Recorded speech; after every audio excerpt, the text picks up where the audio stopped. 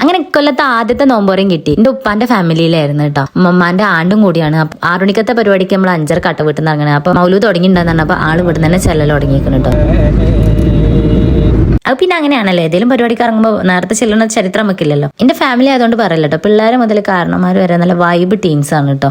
പറയാനുള്ള കാരണം തന്നെ ഇത് അവരാണ് കേട്ടോ. ഒരു ദിവസം തന്നെ 10 നോമ്പൊക്കെ നോറ്റിരിക്കുന്ന ആൾക്കാരാണ് കേട്ടോ. അപ്പൊ പിന്നെ പ്രത്യേകിച്ച് പറയേണ്ട ആവശ്യമില്ലല്ലോ, വൈബ് ടീംസാന്നുള്ളത്. പിന്നെ കിണറിന് ഗ്രില്ല് വെച്ചതുകൊണ്ട് കഴിച്ചില്ല കേട്ടോ. നമുക്ക് ജഗ്ഗുകൾ വെക്കാൻ യൂസ് ചെയ്യാം, നോട്ട് ദ പോയിന്റ്. ഓക്കെ, ഇനി നമുക്ക് കാര്യത്തിലോട്ട് കിടക്കാം. പിന്നെ ഈ വക കാര്യങ്ങൾക്കൊക്കെ പോകുമ്പോൾ നമ്മൾ ശ്രദ്ധിക്കേണ്ട കുറച്ച് കാര്യങ്ങളുണ്ട്. ആദ്യം വെച്ച പ്ലേറ്റും ആദ്യം വിളമ്പുന്ന സ്ഥലത്തും ഇരിക്കാനായിട്ട് പ്രത്യേകം ശ്രദ്ധിക്കണം. കാരണം വാരി കോരി കൊടുക്കും, പിന്നെ ഉള്ളതൊക്കെ കണക്കാം. പക്ഷെ ഇവിടെ അങ്ങനെയല്ല കേട്ടോ. ഇവിടെ എല്ലാം അളന്ന് വെക്കുക. ഈ ചെക്കപ്പം നോമ്പ് മുറിച്ചേനെ. ഇവിടെ പിന്നെ നിങ്ങൾ ഒന്നും കണ്ടിട്ടില്ല, ഞാൻ ഒന്നും പറയുന്നില്ല കേട്ടോ. അങ്ങനെ വാങ്ങ് കൊടുത്തിക്കണം, ഇനി നോമ്പ് തുറക്കാം. നോമ്പ് തുറക്കുന്നവരെ എനിക്കൊരു സംശയം ഉണ്ടായിരുന്നു, ഇവർക്കൊക്കെ നോമ്പ് ഉണ്ടോ എന്നുള്ളത്. ആ സംശയമാണ് മാറി കിട്ടി.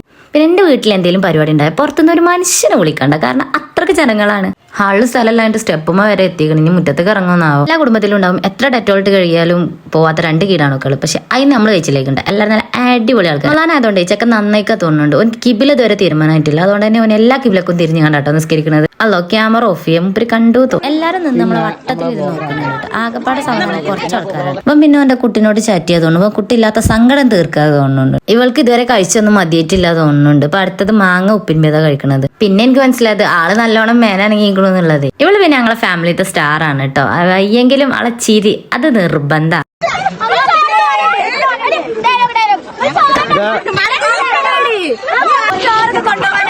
പരിപാടിയൊക്കെ അവസാനിച്ചു. ഓരോരുത്തരായിട്ട് കവറിലാക്കാനും തുടങ്ങിയിരിക്കണ്. നമ്മളേതായാലും ആദ്യം തന്നെ ഇതൊക്കെ കണ്ടുകൊണ്ട് നമ്മൾ കവർ വീട്ടിൽ നിന്ന് കൊടുക്കണം. കിട്ടിയതും കൊണ്ട് നമ്മൾ വീട്ടിൽ വിട്ട്. അപ്പൊ അത്രേ ഉള്ളൂ. Okay, thank you.